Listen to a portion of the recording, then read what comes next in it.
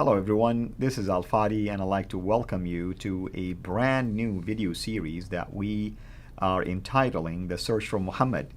And this title was intentionally chosen by Dr. Jay Smith, whom I always had the honor of having here with us in studio, and he will be joining me shortly to go through this particular topic. Obviously, when we say The Search for Muhammad, it will give the impression that we are searching for a character that is unknown.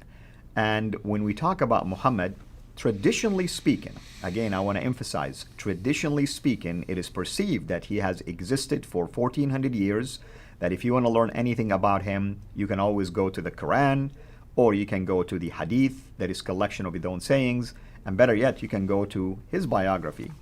However, what you will discover along the way during this video series that Dr. Jay Smith, and I would tend to agree with him, will highlight a lot of controversial dates, geographical locations, and even things related to the origin of this character. Of course, I don't want to jump ahead of myself, but I would like to also remind our viewers that the topic about the existence of Muhammad is not new, at least from the perspective of what we are trying to do here, myself and Dr. J, because back in 2012, a gentleman by the name Robert Spencer published a book that was titled Did Muhammad Exist? And you can see it right here. And I'm going to put it also in front of me just in case for the focus. And this was the first edition, and I say the first edition because right now we are in 2020, and Robert Spencer is in the process of publishing the second edition of this book in 2021. In fact, we will be having Robert Spencer with us in one of the live streams that are coming soon, which you can go back and watch, titled also The Search for Muhammad, where he will be engaged with us to discuss this book and discuss also the new discoveries that Dr. Jay Smith have been unpacking. With that in mind, and without further ado, I want to welcome Dr. Jay Smith here to the studio. Dr. Jay, thank you so much, as always, for being here with us. Always good to be here. Thank you so much for inviting me. And this is a topic that is controversial. I can understand why. Just the title itself, The Search for Muhammad. Hold on a minute. What do you mean, The Search for Muhammad? We already know who he is. We know all about him. We have his biography. Right. We have his sayings. We have also the traditions that support him, the tafsir and the tahriq. All these. This doesn't make sense. And you'll hear this come back. Mr. Smith, come on, Al Fadi, you already know who this guy is. We've all learned about it. We've had him in our history lessons. Please, what are you asking about? And that's why this book was so groundbreaking. When he came out in 2012 and he asked this question, did Muhammad exist? That caught everybody by surprise. Since when can you even ask that question? And is he just piggybacking on did Jesus exist? Is that all he's doing? He's playing the Mickey on the Muslims? No, he wasn't. He was asking a very pertinent question. But this is 8 years old. This is 8 years old. Let's now jump to the 2020. Today now, we have an enormous amount of new evidence that is supporting what he was asking back in 2012. We came a long way. Absolutely. Yeah. Now, what I want to do is let's go in and introduce why we're even bringing this up. And this is something that really shocked me when I started getting into this type of material 25 years ago. In 1994, 1995, I was there in London. I was studying under Dr. Gerald Hotting at the School of Oriental and African Studies, and the question came up in that class concerning everything we know about Muhammad, his life. Well, let's just look at his life. So let's go to the slides, and let's bring the slides up, and let's look at the timeline. You can see a timeline there. And let's put we're going to talk about the emergence of Islam according to the Islamic traditions. The first thing we know is, according to the traditions, the traditions would be the Sirah, the Hadith, the Tafsir, the Tahriq, those four genre of traditions. They all say that Muhammad was born in 570. There's the date there. But what about when the Quran was actually revealed? We know that wasn't revealed until 610, according to the traditions. I'm going to keep saying that, according to the traditions. And then we were told that he suddenly was woken up in the middle of the night in 621, and he was told to get on the back of a winged horse called the Buraq, and he was flown up to Jerusalem. He was there living in Mecca. where he learned about the 50 prayers, which he then whittled down to 5 prayers, bouncing back and forth between the 7th and the 5th heaven, comes back down to Jerusalem and heads on back down to Mecca. So that's in 621. And then in 622, he moves from Mecca to Medina, known as the Hijrah. We're then told that he came back to Mecca, conquered it in 630, and then suddenly he dies in 632. So that is Muhammad's life. That is the narrative we have been given. That's the only narrative we have ever been told about his life. Now, I'm leaving an awful lot out just for sake of time. That's just the bare bones. But then we're told that after he dies, possibly by poisoning, Abu Bakr then takes over. So he rules for 2 years, and then he dies peacefully. He is replaced by Umar, who really only is able to be on the throne or as a caliph for 10 years. And then he is killed. So Uthman comes to power, and he rules from 644 to 656. While he is ruling, then the Quran is finally written down. It was compiled in 652, 650, 652, that time period. That's the Quran that we have in our hands today, we're told. This is what we're told. This is what the traditions say. And so he is killed in 656, and then Ali comes to power, and he is the last of these, what they call the rightly guided caliphs, the 4 caliphs, the Rashidun period. Yeah. There you go. So there it is. Look at the timeline there. That is the only narrative we've ever been given. Now, are you happy with that? Are you happy with those dates? Are you happy with what you've seen right there on the timeline? Well, I mean, this is what I grew up learning. This is what almost every Muslim who doesn't want to believe in anything outside of the tradition would disagree with this, because they accept these dates as if they are set in stone. Okay. Where do you think this story comes from? Where do you think all these dates come from? Where do you think all these events that we have just seen up there on that timeline, where do you think they were written down? Or where would you like them to have been written down? Or let me say when. Not where right now, but when. When would you have liked them to be written down? I mean, now, looking back, you would have loved for these things to be written almost immediately or within the lifetime of Muhammad, or like right after. Yeah, by an where eyewitness. You have eyewitness accounts. Like we have with Jesus Christ. Exactly. We know that when Jesus, or when he was speaking, when he was talking, when he was moving around, he took a pile of disciples, 12 disciples with him, and 2 of them, John and Matthew, wrote down exactly what they remember seeing, and they wrote down what they remember hearing. That's right. And they wrote while they were still living. Obviously, otherwise how would you be able to write? So those were written within 40 to 60 years after Christ's death. And the other 2, Mark and Luke, got it from the eyewitnesses. So you have 4 testimonies of Jesus' life, 4 testimony of what he said and did by either the eyewitnesses or those who got it from the eyewitness, right? That's correct. No problem there. That's correct. So we would demand, I would assume the same thing of Islam, certainly about the companions of the Prophet. They should have written down what he said and did, right? Yes. Within their lifetime, not his, obviously, because he died in 632. Let me show you what we now know. And I'm going to go back to the timeline. So let's go to the next slide, and let's look at this timeline here. Let's put up Muhammad's death, 632. So there it is. He dies in 632. By this time, everything he said and did should now start to be written down. Just like that's what happened after Jesus died. You know, we have Paul writing within 15 years after Jesus died, we have the letters. And he didn't even see Jesus. He didn't even know Jesus.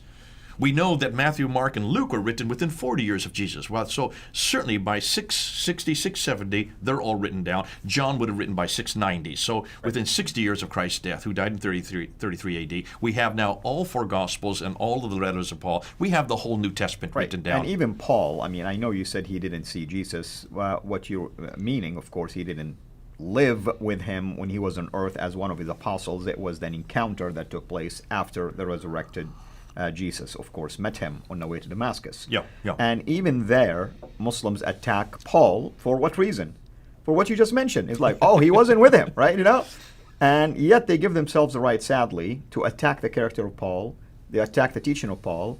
And here we are, dealing with an issue that is far worse than that. Well, we haven't proved that yet. Let's not prove that. So let's go back to the timeline. Right. There is where Muhammad died in 632. So you're saying that you would like someone to have written it down within certainly, really, let's say 40 to 60 years like we have with Jesus' life. That's fine. I mean, at least you have some eyewitness account. Okay, let's see the first biography. The first biography of what Muhammad did is written by this guy here, Ibn Ishaq.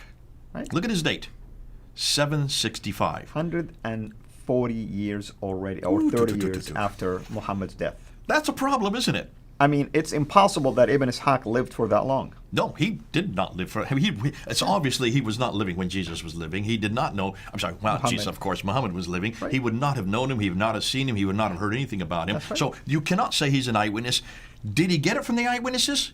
We have no idea. Now, we need to go back to that. Let's go back to the slides and let's take a look at where the dates are for this is written down. And we start with Muhammad's death. He dies there in 632. Where do we hear about his material, about his life? We go to Ibn Ishaq. Look at the dates there, 765. So you're talking about roughly, we're talking about 130 years later. Okay? Right. And in fact, here's the book right here. I've got it right here. This is the book that they always credited with Ibn Ishaq. So it says, The Life of Muhammad, a translation of Ibn Ishaq's Siratu Rasulullah, which means the biography of the Prophet That's right, Muhammad. Sirat Rasulullah, exactly. That's a sirah right there. That is a lie. Yeah. This is what everybody has been taught. This is what you have been taught. I have been taught that this was written by Ibn Ishaq. Look how thick it is. Right, and the reason why people buy into it, because no one, sadly, either dares to publicly question it, or at least if they question it, they keep it to themselves and they don't bring it up out front, basically. And this is the problem. We have this real. We're going to be talking about this later on. So let's go back to the slide. So then who wrote this? Not Ibn Ishaq. This is the guy that wrote it, Ibn Hisham. Look at his dates. 833. You're talking about 70 years later. Right. 70 years later, Ibn Hisham takes what he likes of Ibn Ishaq, throwaways what he does not like And of he Ibn expands Ishaq. it. We don't know if he took only 2% or 5%. We don't know how much he took. He threw out, so we don't have anything of Ibn Ishaq. We only have what Ibn Hisham. So really, this book here is Ibn Hisham's book. This is not Ibn Ishaq. So let me say something here, an observation. What is it with these guys that take whatever they like and throw away or burn what they don't like? Because Uthman by now supposedly have done exactly the same thing. Uthman did it? Yeah. Take a look, and we're going to get. But before we get to that, I'm going to show you another example of that. We do know that there's one other person that writes a biography, and his name, I'm going to throw away Ibn Ishaq. Go back to the slide. I've thrown him away. He's now disappeared. Why? Because he just does not exist in this discussion. Right. We know nothing from Ibn Ishaq. We know from Ibn Hisham. Now let's go. There's another biography, and this guy is Al-Waqidi. He dies about 2 years later. Yeah. Interestingly, most people don't like to go to his. Why? Because it's all full of violence. It's called Kitab al-Maghazi, the book of basically military campaigns. The military campaigns. Yes. That's why they don't like him. They would rather use Ibn Hisham because that's much more politically correct. Right.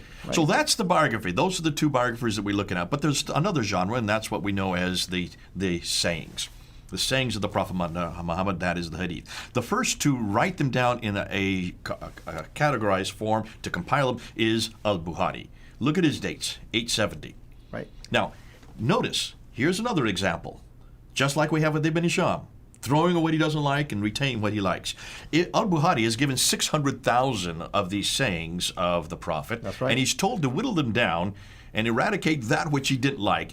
From the 600,000, he whittles them down to 7,397. With some repetitions in them. Yeah. In fact, if you look at the old repetition, it's just down to around 2,000 unique ones. But from 600,000 down to 7,000, that's basically he's thrown out 98%. And his reason was?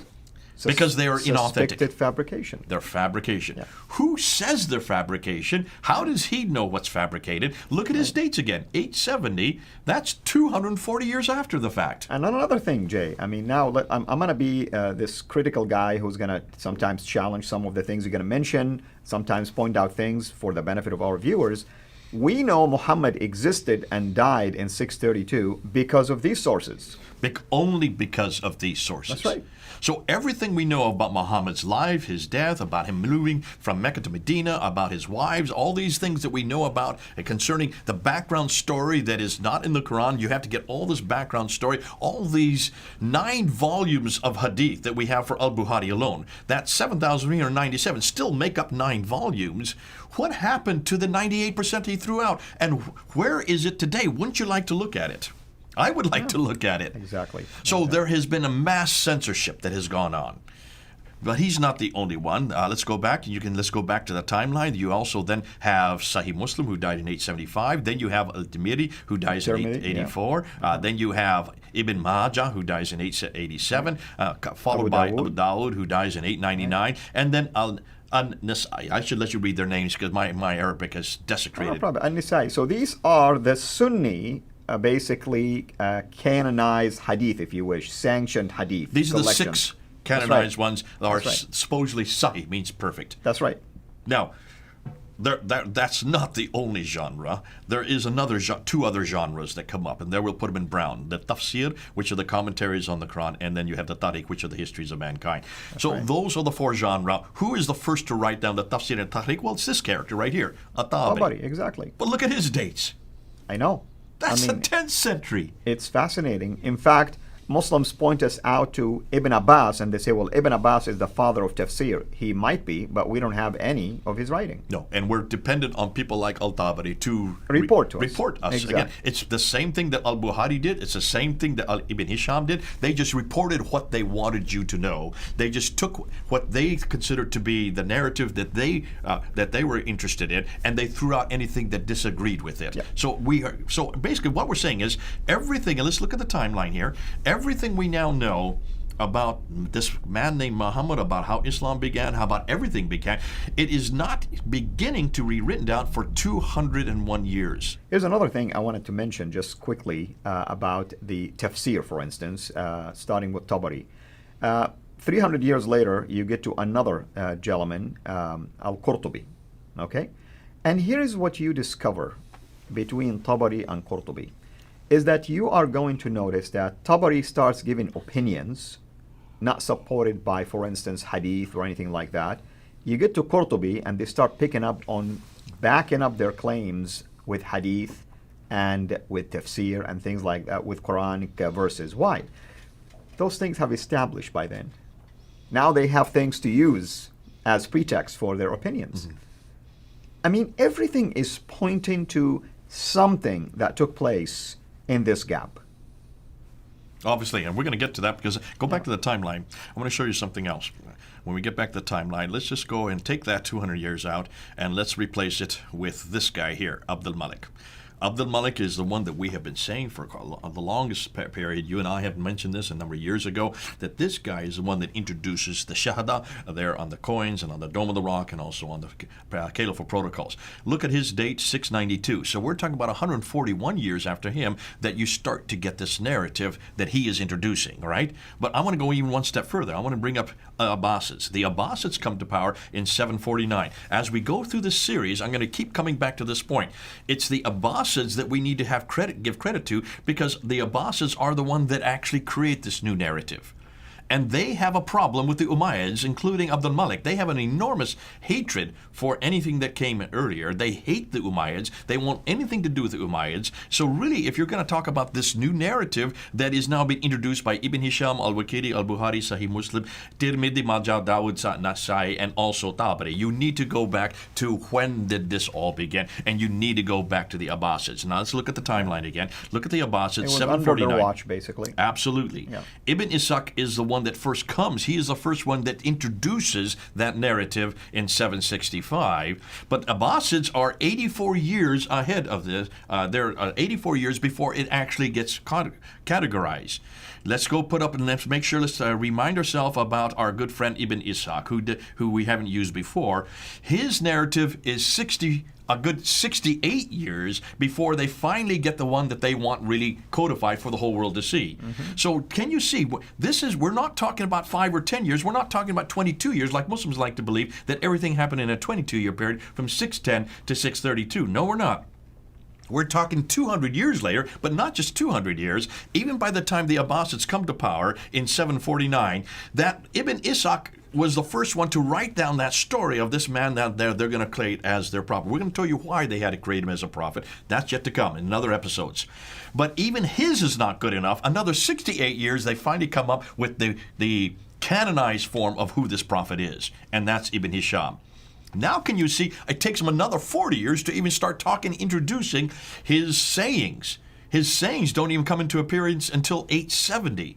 That's 240 years after Muhammad, Right. but it is a good century and 130 years after the Abbasids come to Europe. So almost everything that we're going to be doing through these episodes has to do with the Abbasids. Remember that. We're introducing this at this time.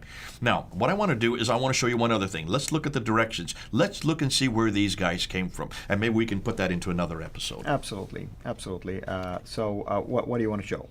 You want to go ahead and show us now? Well, let's go ahead and do it. Yeah. I want to show you this here. Look at the slides again. Take a look at the problem of distance and direction.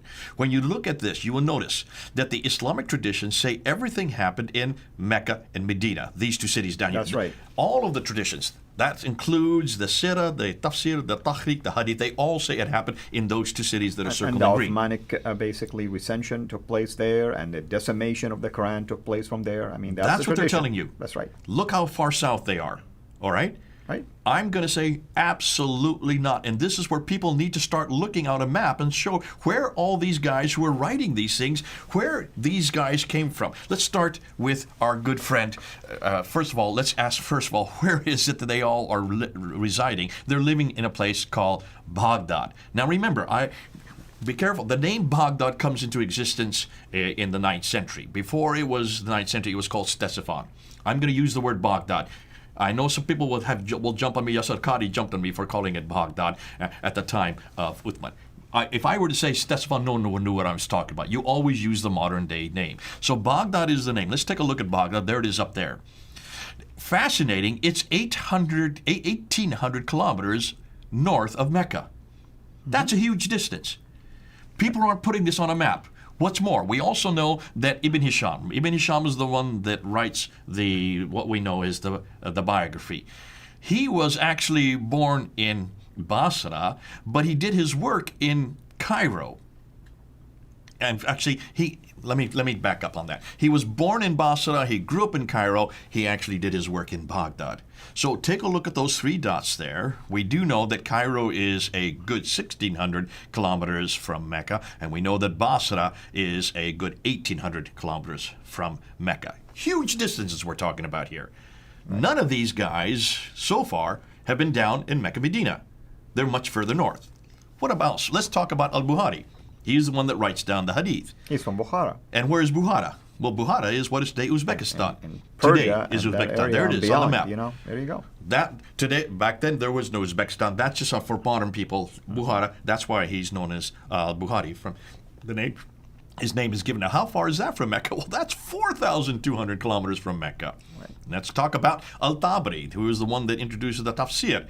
He is from Tabaristan, which is in northern Iran today. Right. Northern Iran today. It wasn't called Iran back then. I have to keep on hedging my bets now because I know I'm going to get people saying, you don't know what you're talking about. You're talking about the wrong name at the wrong date. Back today, it is Iran, but back then it was called Tabaristan. And that's why he's Al-Tabari. He is from the place where he comes from. How far is that from Mecca? 2,800 kilometers. What does that mean? None of the traditional writers who talk about Muhammad, what he did and what he said, either lived or worked in Mecca and Medina, like the tradition suggests. They were much too far to the north of Mecca and came from west and east of Baghdad. So, all of these northern areas are where the Abbasids originated. Let me just do one more slide, and let me just underline this point. The problem with this northern hegemony. The Islamic traditions say everything happened in Mecca, Medina. There's the Hijaz. That's the down south. Yet all of the writers of the traditions worked in Baghdad, which is 1,800 kilometers too far north. More than that, all of these northern areas are where the Abbasids originated from. Furthermore, all of the writers, look at the bottom now of the screen, all of the writers of the traditions worked in the 9th and 10th century. Therefore, our conclusion has to be they all wrote their material hundreds of miles too far away and hundreds of years too late. Can you see then why we're bringing this up? I knew about this back in 1994, 1995. Dr. Gerald Haunting was bringing this to our attention back there in class, and I said, well, why aren't Muslims telling us this? When they talk about the companions were the ones that wrote this, no, the companions didn't write this. None of the companions who were there at the Muhammad's time wrote this down. Mm-hmm. These were all characters who lived hundreds of years later, 200 to 300 years later, and too far north, hundreds of kilometers away, thousands of kilometers away. Right. And that's why there is a science called the science of men, ilm al-rijal, to try to authenticate what these men, the narrators, have been saying. Why? Because you have a long gap, almost 200 years, and now you have to justify if this guy is reliable or not. Going backward. Everything is pointing to going backward rather than forward. Going backward than forward. Exactly. What I want to do in the next episode is talk about the Quran next. We've looked at the traditions, we've looked at the tafsir and the tahriq, we've looked at the hadith, we've looked at the sirah. Now we ask the same question, what about the Quran then? Right. Okay, that's going to be the next one. We will. Just for the record, folks, we're doing this in December of 2020. And I say this, Jay, because things can change drastically. You're hedging your bets. You're really protecting yourself because people can come back and say, you said this. And this is the difficulty with historical criticism. Right. Because of the fact that new things come to fore, we're always scratching. Remember, we always say this, the more you scratch, the more you find. The more you find, the more we shine. The more we shine, the more they whine. Oh, how sublime. This is the problem. It's great because we love all the stuff that we're scratching and bringing to the surface. But as we bring new things to the surface, we got to follow where the evidence leads. And the evidence is going to keep changing the narrative. As you can see, between Ibn Ishaq and Ibn Hisham, the narratives change. Between Ibn Hisham and Al-Bukhari, it changes again. And between Al-Bukhari and Al-Tabari, it changes. It's going to keep changing for the Muslims. We, therefore, need to follow where the evidence is. That will change. So we may have to even increase or actually put some new evidence on the table in another year from now in 2021. Absolutely. And the more they whine, we have cheese for that. And that's what we do here for a living. Everyone, thank you so much. Hopefully you're enjoying this introduction of the series. Imagine now how the whole series would look like. So until next time, hold on to your seats, and hopefully you are going to share about this with all of your friends on social media. And also we encourage you to share these videos and repost them on different channels because we want this knowledge to spread everywhere. Until we meet again, have a blessed day. Thank you so much for taking the time to watch this video. We can't make these quality videos without the help of partners like you. So please consider becoming a Patreon supporter today at patreon.com/Sira International. I want to make sure you always get notified when we release a new video. So please click the bell to be notified, and of course, make sure to subscribe to this channel. If this video was helpful to you, please click the thumbs up. Thank you.